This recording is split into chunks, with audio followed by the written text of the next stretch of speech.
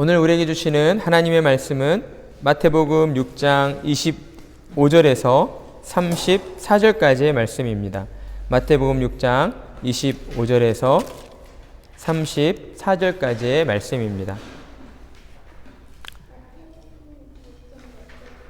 마태복음 6장 25절에서 34절까지의 말씀입니다. 우리 한 절씩 하나님의 말씀을 교독하겠습니다. 그러므로 내가 너희에게 이르노니 목숨을 위하여 무엇을 먹을까 무엇을 마실까 몸을 위하여 무엇을 입을까 염려하지 말라. 목숨이 음식보다 중하지 아니하며 몸이 의복보다 중하지 아니하냐. 공중의 새를 보라. 심지도 않고 거두지도 않고 창고에 놓아들이지도 아니하되 너희 하늘 아버지께서 기르시나니 너희는 이것들보다 귀하지 아니하냐. 너희 중에 누가 염려함으로 그 키를 한 자라도 더할 수 있겠느냐. 오직 몸을 위하여 염려하느냐. 그의 백합화가 어떻게 자라는가 생각하여보라. 수고도 아니하고 들쌈도 아니하느니라. 그러나 내가 너희에게 말하노니 솔로몬의 모든 영광으로도 입은 것이 이 꽃 하나만 갖지 못하였느니라. 오늘 있다가 내일 아궁이에 던져지는 들불도 하나님이 이렇게 얘기시거든. 하물며 너희일까 보냐. 믿음이 작은 자들아. 그러므로 염려하여 이르기를 무엇을 먹을까 무엇을 마실까 무엇을 입을까 하지 말라. 이는 다 이방인들이 구하는 것이라. 너희 하늘 아버지께서 이 모든 것이 너희에게 있어야 할 줄 아시느니라. 그런즉 너희는 먼저 그의 나라와 그의 의를 구하라. 그리하면 이 모든 것을 너희에게 더하시리라. 그러므로 내일 일을 위하여 염려하지 말라. 내일 일은 내일이 염려할 것이요 한날의 괴로움은 그날로 족하니라. 아멘.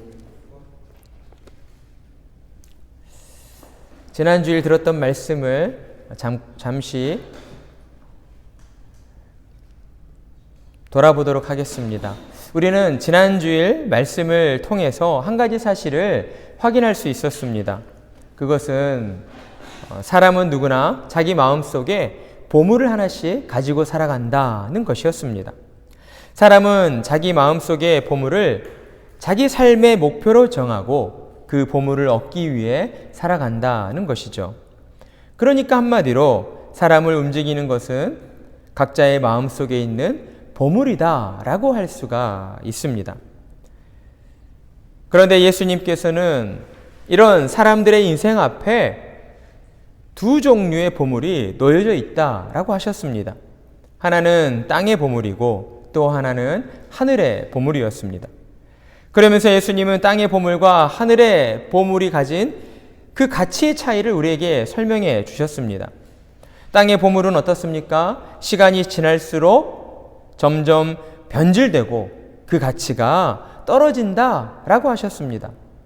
결국에는 썩어서 없어지고 만다는 것이죠.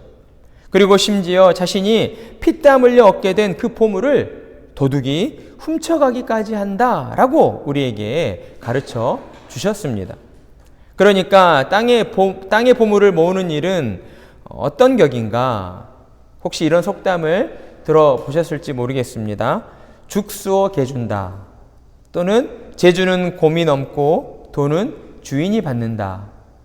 이런 격이라고 우리에게 말씀하신 것이죠. 죽을 쓸 때, 죽을 만들 때 어떻게 해야 됩니까? 죽이 타지 않도록 계속 저어줘야 합니다.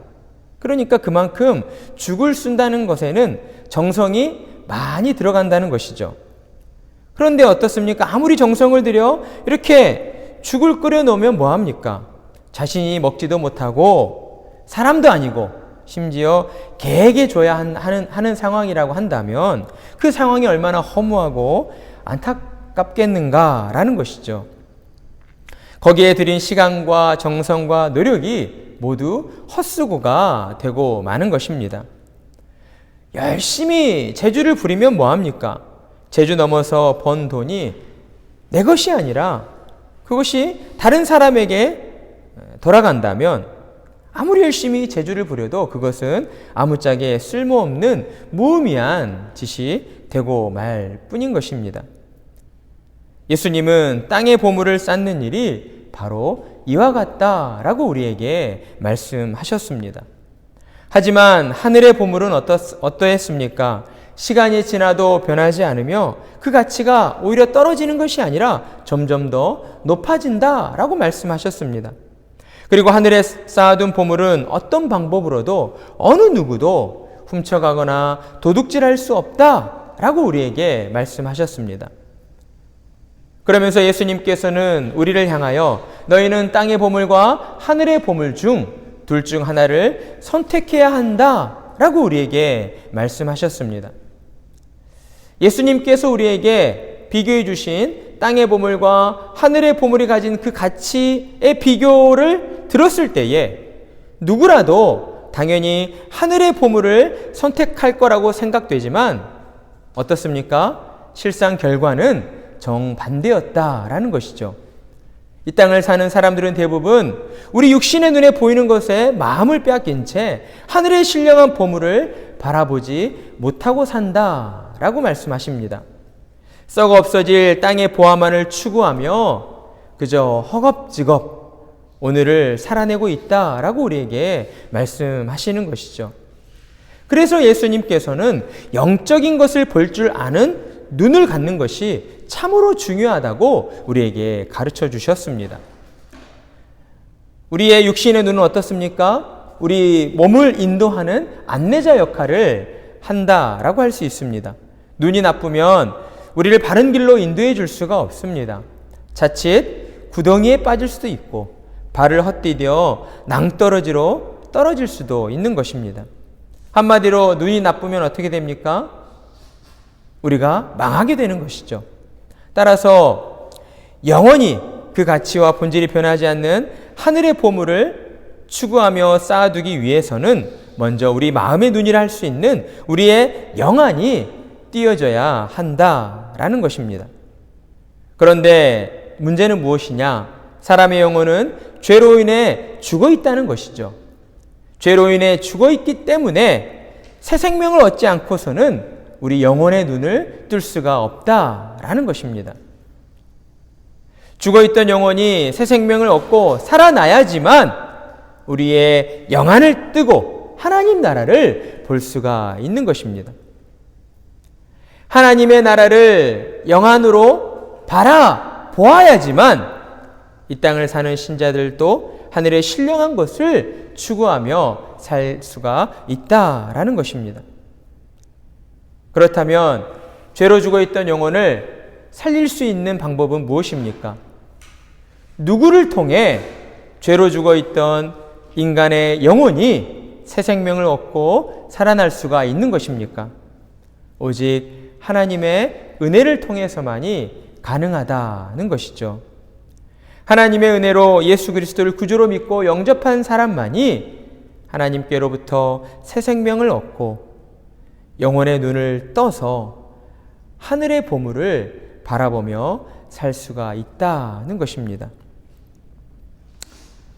그런데 오늘날 우리 주변을 둘러보니 하나님의 은혜로 구원받은 자들 가운데에 하늘의 보물을 쌓아두면서 동시에 땅에도 보물을 쌓아두려는 그런 신자들이 있다라고 우리에게 말씀하십니다. 한마디로 두 마음을 품고 하나님도 좋다, 세상도 좋다라고 하는 것이죠. 하나님을 섬기지 않는 것이 아닙니다.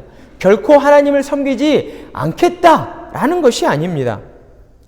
하나님을 섬기면서 또한 동시에 세상의 재물도 섬기며 살고 싶다라는 것이죠. 구원은 이미 따놓은 당상이니 세상의 좋은 것들을 더 많이 가지고 누리며 산다는 것이 뭐 그리 큰 잘못이냐라고 이야기한다는 겁니다. 그러나 예수님께서는 이런 생각을 가진 신자들을 향하여서 다음과 같이 엄중하게 경고의 말씀을 주십니다. 너희가 하나님과 재물을 겸하여 섬기지 못하리라. 아멘. 마치 구약시대 이스라엘 백성이 가나안 땅에 들어가기 전에 하나님께서 너희는 가나안 땅에 들어가거든 가나안 땅에서 새긴 석상과 부어 만든 우상을 깨트리고 신당을 허물고 거기에 살고 있던 원주민들을 몰아내라 하신 하나님의 명령을 어기고 도리어 원주민들과 더불어 살며 하나님을 섬기면서 또한 바알과 아세라상을 섬겼던 이스라엘 백성들처럼 오늘날 신자들 가운데에도 하나님을 섬긴다 하면서도 재물을 겸하여 섬기고 있는 자들이 있다는 것을 우리에게 깨우쳐주고 있다라고 할 수 있습니다. 아니 도리어 자신이 하나님과 재물을 겸하여 섬기고 있는지조차 모르는 무지한 자들에게 우리 주님은 사랑과 긍휼의 마음으로 너희는 더 이상 하나님과 재물을 겸하여 섬기며 살아서는 안 된다라고 우리의 어리석음을 깨우쳐 주시고 있다는 것입니다. 믿는 자는 하늘의 것을 사랑하고 땅의 것을 미워하며 살아야 합니다. 믿는 자는 하늘의 것을 중히 여기고 땅의 것을 가벼이 여기며 살아야 하는 것입니다.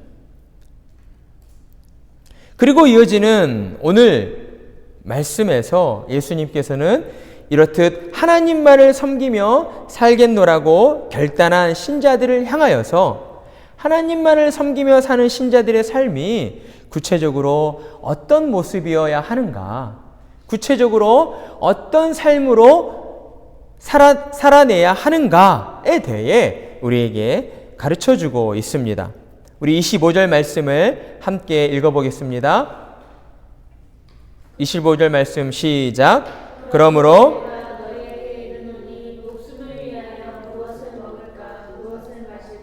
몸을 위하여 무엇을 입을까 염려하지 말라. 목숨이 음식보다 중하지 아니하며 몸이 의복보다 중하지 아니하냐. 아멘. 25절 말씀을 읽어보면 하나의 명령어가 나옵니다. 어떤 명령어입니까? 혹시 찾아보셨습니까?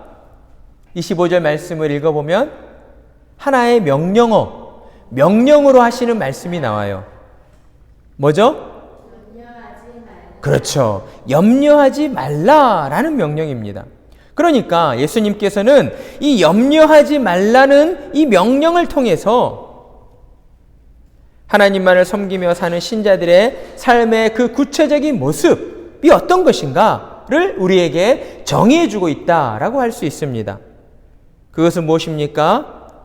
염려하지 않는 것이다 라는 것입니다. 하나님만을 섬기며 사는 신자들에게 나타나는 그 두드러진 어떤 특징이 바로 염려하지 않는 것이다 라는 것이죠. 그리고 예수님께서는 구체적으로 우리가 무엇에 대하여 염려하지 말아야 하는가에 대해 두 가지로 말씀해 주시고 있습니다. 첫째는 무엇입니까? 목숨을 위한 것이고 둘째는 우리의 몸을 위한 염려입니다. 사람은 누구나 목숨을 유지하기 위해 음식을 먹고 물을 마셔야 합니다. 그리고 낮과 밤의 온도차를 견뎌내고 거친 비바람과 다양한 계절의 변화 속에서 우리 자신의 몸을 지키고 살아남기 위해 우리 몸을 보호해주는 옷을 입어야만 합니다. 따라서 음식을 먹고 마시며 옷을 입는 의식주의 문제는 사람이 생존하기 위해 가장 기본적인 것이고 또한 없어서는 안 될 필수적인 것이라고 할 수가 있습니다. 그런데 어찌된 영문인지 예수님께서는 신자들을 향하여 너희 목숨을 위하여 무엇을 먹을까? 무엇을 마실까? 몸을 위하여 무엇을 입을까? 염려하지 말라라고 명령하셨다는 겁니다. 예수님께서 우리에게 왜 이런 명령을 내리셨을까요? 이 말씀만을 듣고 보면 예수님께서 육신을 입고 고된 인생을 살아가는 우리의 현실을 전혀 이해하지 못하고 엉뚱한 말씀을 하신 것 같지만 사실은 그와 정반대라고 할 수가 있습니다. 예수님께서는 사람의 근원과 사람이 처한 현재의 그 비참한 처지가 어떠한 상태인가를 가장 잘 아시는 분이십니다. 그렇기 때문에 예수님은 우리의 근원적인 문제, 본질적인 문제를 해결해 주시려고 우리에게 다음과 같이 말씀하셨다라고 믿어야 하는 것이죠.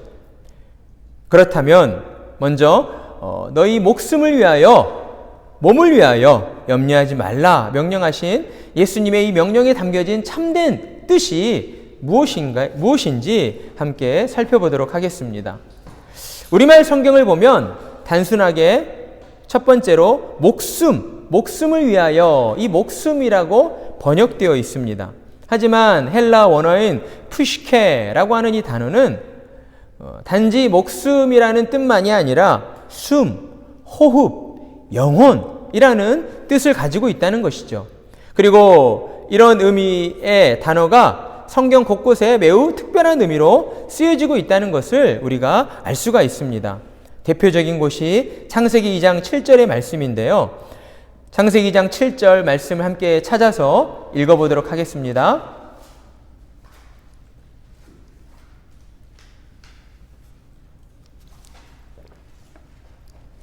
창세기 2장 7절의 말씀입니다. 함께 읽겠습니다. 시작.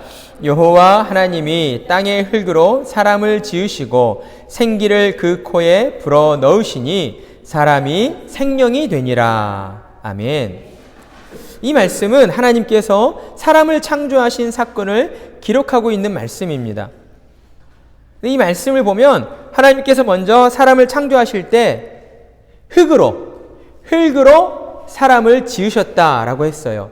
그러니까 우리의 우리의 사람의 몸이 흙으로 지어졌다라는 것을 알 수가 있습니다. 그런데 단순히 흙으로만 지어졌다라고 우리에게 말씀하셨습니까? 그렇지 않습니다. 하나님께서는 흙으로 사람을 지으신 다음에 그 코에 생기를 불어 넣으셨다. 생기를 불어 넣으셔서 사람이 생명이 되게 하셨다라고 말씀하고 있습니다. 생명이라는 것은 생명이 있는 영, 생명을 가진 영이라고 할 수가 있습니다.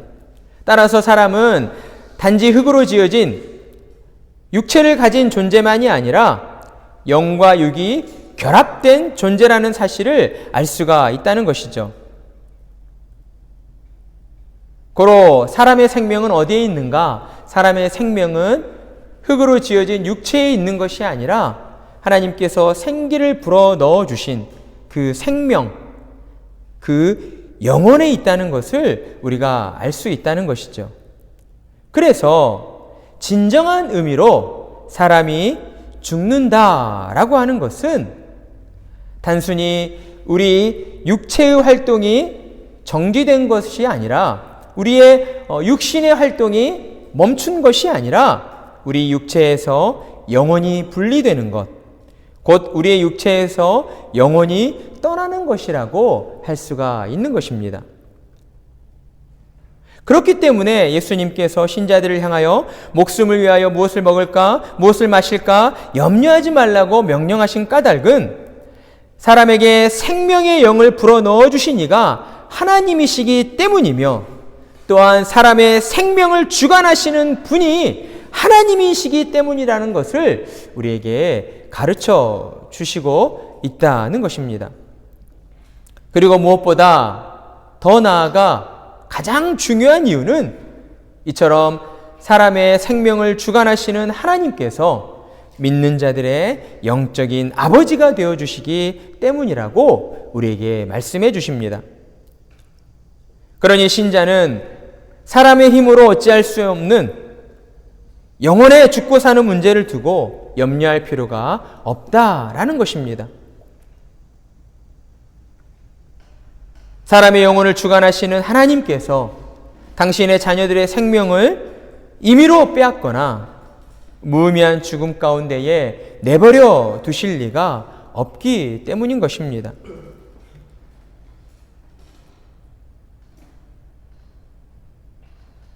그런데 또한 우리가 놓쳐서는 안 되는 중요한 한 가지 사실은 사람은 영혼만으로 존재하지 않는다라는 사실입니다. 분명 하나님께서 생기를 불어넣어 주셔서 우리의 영혼 가운데에, 우리의 육신 가운데에 생명이 있게 하셨지만 그렇다고 우리는 영적인 존재로만 이 땅을 살아가고 있지 않다는 것이죠. 사람은 분명 영혼을 힘입어서 우리의 육신으로 살아가고 있다는 것입니다. 그렇기 때문에 사람은 이 땅에서 사는 동안 생존하기 위해 반드시 음식을 먹어야 하고 물을 먹어야만 살 수가 있는 것입니다. 그래서 예수님께서는 우리의 육신의 생존을 위해 필요한 것들을 하나님께서 우리에게 공급해 주신다라고 말씀해 주시고 있습니다. 26절의 말씀을 읽어보면 공중의 새를 보라, 심지도 않고 거두지도 않고 창고에 모아 들이지도 아니하되 너희 하늘 아버지께서 기르시나니 너희는 이것들보다 귀하지 아니하냐라고 말씀하십니다. 예수님께서 우리에게 말씀해 주신 그대로의 내용입니다. 우리 주변을 보면 어떻습니까?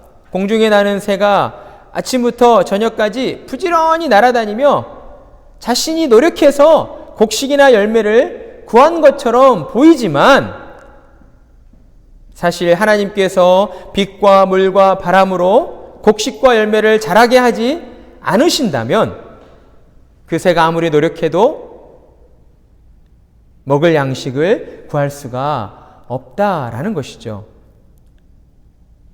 그러면서 예수님은 목숨을 위하여 무엇을 먹을까, 무엇을 마실까 염려하는 자들에게 하나님께서 이렇듯 미천한 새에게도 먹을 것을 주시는데 하물며 하나님을 아버지라 부르는 너희에게 먹을 것을 주시지 않겠느냐라고 하시며 너희는 이것들보다 귀하지 아니하냐라고 우리에게 질문을 던져 주십니다.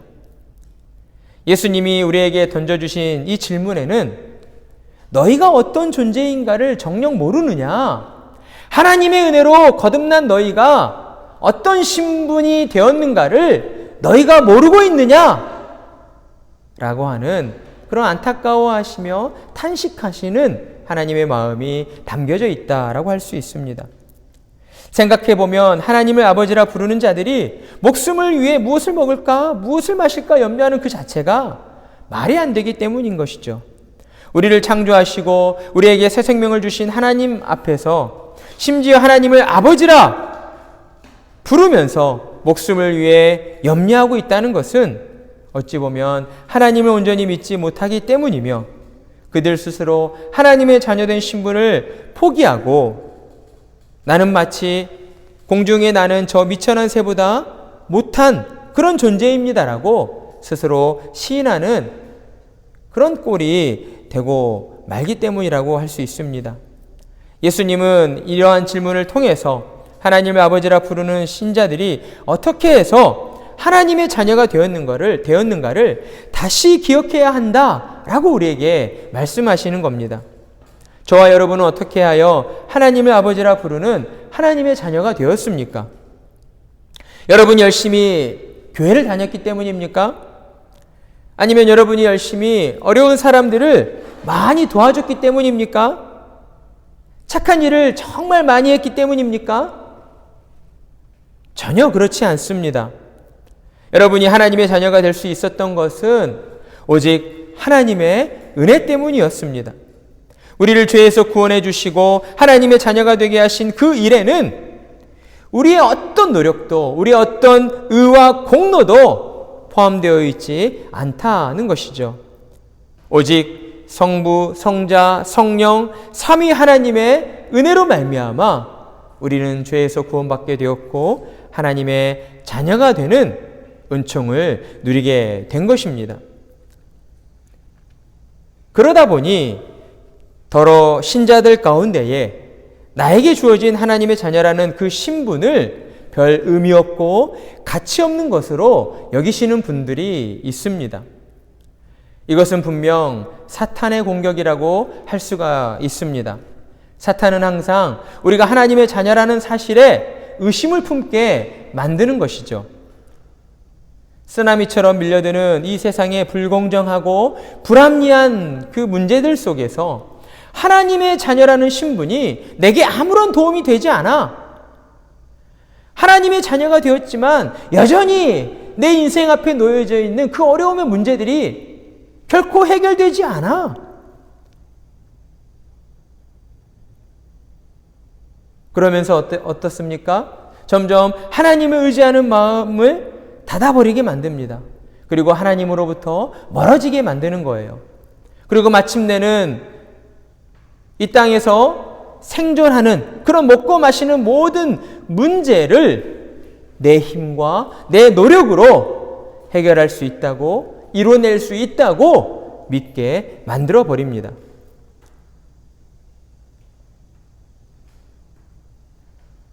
사탄은 이렇게 먹이를 찾아오는 사자처럼 언제나 믿는 자들의 마음에 하나님의 자녀라는 사실에 의심을 품게 만들고, 그 의심으로부터 시작되어 하나님을 의지하지 않고 하나님을 떠나 하나님이 없이도 살 수 있다라고 믿게 만든다는 것입니다. 따라서 신자들은 언제나 사탄의 유혹을 경계하고 대비해야 할 것입니다. 사탄의 유혹에 흔들리지 않고 하나님만을 믿고 섬기며 살아가기 위해 우리는 무엇보다 우리 자신이 하나님 앞에서 죽을 죄인이었다는 사실을 기억해야 하는 것입니다. 그리고 또한 우리의 어떤 공로로도 하나님의 자녀가 될 수 없었고, 오직 하나님의 은혜로만 구원받아 하나님의 자녀가 되었다는 사실을 기억해야 할 것입니다.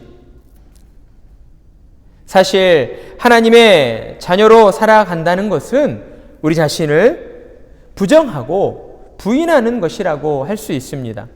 그래서 예수님께서는 마태복음 16장 24절로 이에 예수께서 제자들에게 이르시되 누구든지 나를 따라오려거든 자기를 부인하고 자기 십자가를 지고 나를 따를 것이니라 라고 말씀하셨습니다. 그렇습니다. 예수님을 믿고 따른다면 우리는 우리 자신을 부인해야 할 것입니다. 그리고 십자가의 능력만을 의지하며 살아가야 할 것입니다. 자기 자신을 부인한다는 것은 내 힘과 내 노력과 내 능력으로 이 세상에서 못할 것이 없다는 생각을 결코 가지지 않는 것입니다. 이것은 사실 하나님 앞에서 지극히 당연하고 자연스러운 생각이라고 할 수 있습니다. 쉬운 예로 우리는 우리 몸을, 우리 마음을 우리가 원하는 대로, 우리가 생각하는 대로 마음대로 할 수가 없다는 것이죠. 그 간단한 예로 예수님께서는 내 키를 한 자라도 키울 수 없다라고 우리에게 말씀해 주셨습니다. 이처럼 하나님 앞에서 우리 자신을 부인한다는 것은 내가 얼마나 무능하고 무력한 존재인가를 철저하게 깨닫고 하나님 앞에서 인정하는 사람이라고 할 수 있습니다. 또한 예수님께서는 몸을 위하여 무엇을 입을까 염려하는 자들에게 예수님은 들에 핀 백합화가 어떻게 자라는가 생각해보라 라고 말씀합니다. 들에 핀 백합화가 어떻게 자라납니까? 누가 찾아가서 물을 주고 바람이 불면 가림막을 쳐줘서 그 모든 풍파 속에서도 잘 자라나도록 그렇게 돌봐줬기 때문에 자라납니까? 그렇지 않다는 것이죠. 들에 핀 백합화에 관심을 가지고 물을 주거나 신경을 써주는 사람은 아무도 없다는 것입니다. 그런데도 들에 핀 백합화는 잘 자라납니다. 그러면서 예수님께서는 들에 핀 백합화가 보여주는 그 아름다움은 세상에서 가장 값진 보석과 최고의 원단으로 만들어낸 솔로몬 왕이 입은 수많은 옷들과도 비교할 수 없을 만큼 더욱 아름답다라고 우리에게 말씀합니다. 그러니까 한마디로 사람의 손으로 만든 가장 아름다운 옷이라 할지라도 하루 있다 시들어버리고 마는 들에 핀 백합화 그 한 송이보다 결코 아름다울 수 없다라는 말씀입니다. 그러면서 예수님께서는 결국 먹을 것과 입을 것으로 인해 염려하는 것은 공중의 새를 먹이시고 들에 핀 백합화를 입히시는 하나님을 온전히 믿지 못하기 때문이다. 결국에는 믿음의 문제인 것이다 라고 우리에게 가르쳐주고 있습니다. 따라서 하나님을 믿지 못하고 먹을 것과 입을 것을 염려하고 걱정하는 것은 결과적으로 하늘의 보물을 쌓아두는 신자의 모습이 아니라 썩어 없어질 땅의 것에 집착하는 이방인의 모습과 같다라고 우리에게 말씀한 것입니다. 영적으로 죽어있는 이방인은 하나님을 알 수가 없습니다. 하나님을 알지 못하니 당연히 하늘의 신령한 것을 구하기보다 땅의 것만을 바라보며 그것에 목숨을 걸고 집착하게 되는 것입니다. 그러니 그 이방인들의 삶이 어떻습니까? 하루하루가 걱정과 근심의 연속일 수밖에 없는 것입니다. 치열한 경쟁 속에서 어떻게 하면 살아남을까? 걱정하고 고민하고 염려할 수밖에 없다라는 것이죠. 저 또한 이런 생활을 해본 적이 있습니다. 하나님의 은혜로 회심하기 전 회사를 다닐 때에 가만히 지나간 시간을 돌아보면 회사에 나가서 하는 일이 무엇이었는가? 일하는 것 외에는 직장 상사나 동료들과 함께 모여서 매일 먹고 사는 문제로, 자식의 문제로, 가정의 문제로 걱정하는 일들 뿐이었습니다. 해결 방안을 찾지도 못한 채 그저 다람쥐 쳇바퀴 돌듯 매일같이 내일 일을 바라보며 걱정하고 있었던 것입니다. 하지만 하나님의 은혜로 믿음을 갖게 되자 미래에 대한 걱정과 염려 대신 소망을 품게 되었습니다. 하나님께서 나의 삶을 어떻게 인도하실까 하는 그 기대감과 함께 하나님의 영광을 위해 살고 싶다라고 하는 강한 소망을 품게 된 것입니다. 이 모든 일들은 하나님을 떠나 세상이 좋다고 살아갔던 못난 저를 오래 참아주시고 용서해 주신 하나님의 사랑 때문이었습니다. 오래 참아주시고 용서해 주시는 하나님의 그 사랑이 저의 마음을 감동케 하였고 제 자신을 돌아보게 하였던 것입니다. 그리고 마이너스 인생에서 플러스 알파 인생을 살게 하시는 하나님의 은혜로 이 시간 또한 하나님 앞에 나와 하나님의 말씀을 전하는 목사로 살게 된 것입니다. 이 모든 일들이 하나님의 은혜로 이루어진 것입니다. 하나님은 저와 여러분을 사랑하셔서 죄에서 구원해 주시고 자녀 삼아 주셨습니다. 그리고 하나님은 오늘도 계속하여 당신의 자녀들을 향하여 우리에게 말씀해 주십니다. 너희는 세상을 의지해서는 안 된다라고 말입니다. 너희는 결코 사람을 의지해서는 안 된다라고 우리에게 말씀해 주십니다. 오직 너희에게 있어야 할 것을 모두 아시는 하나님 아버지만을 믿고 의지하며 하나님의 영광을 위해 살아야 한다라고 우리에게 말씀하여 주십니다.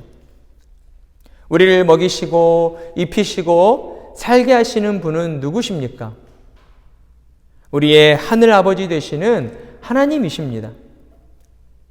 그러니 하나님만을 섬기며 사는 신자는 언제나 무엇보다 하나님의 나라와 하나님의 의를 구하며 살아야 하는 것입니다. 이것이 신자의 삶의 최우선되는 목적이며 가장 중요한 목표라고 할 수가 있는 것입니다.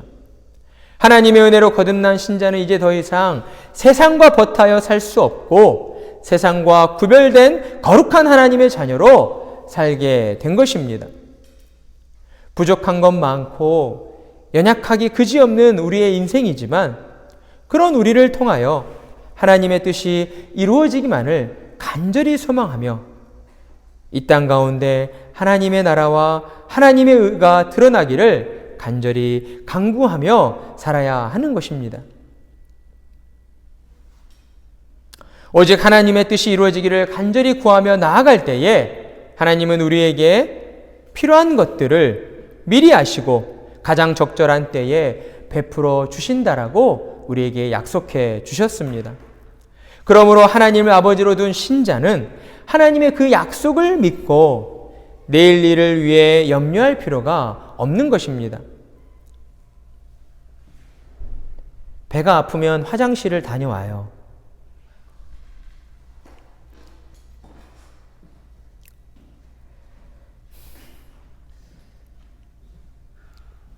결코 염려해서는 안 되는 것이죠.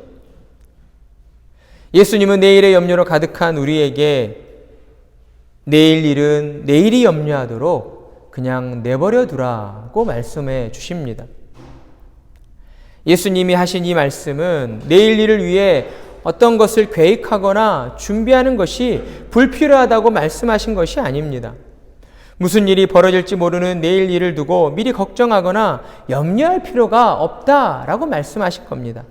그리고 더 나아가 내일 일을 온전히 하나님께 맡겨드리고 그 하나님을 믿고 의지하는 그 마음 안에서 평안하라고 우리에게 말씀하신 겁니다. 우리가 오늘 하루를 어떻게 살아왔습니까? 우리는 우리에게 주어진 하루를 그저 하나님의 은혜로 살아왔습니다. 오늘 하루도 하나님의 은혜로 먹고 살았던 것처럼 내일도 하나님께서 은혜 베풀어 주셔서 우리를 먹이시고 입히시고 살게 하실 것을 믿고 그 믿음으로 평안해야 한다라고 말씀하시는 겁니다. 사랑하는 성도 여러분, 죄로 저주받은 이 세상은 수고와 슬픔뿐인 세상입니다.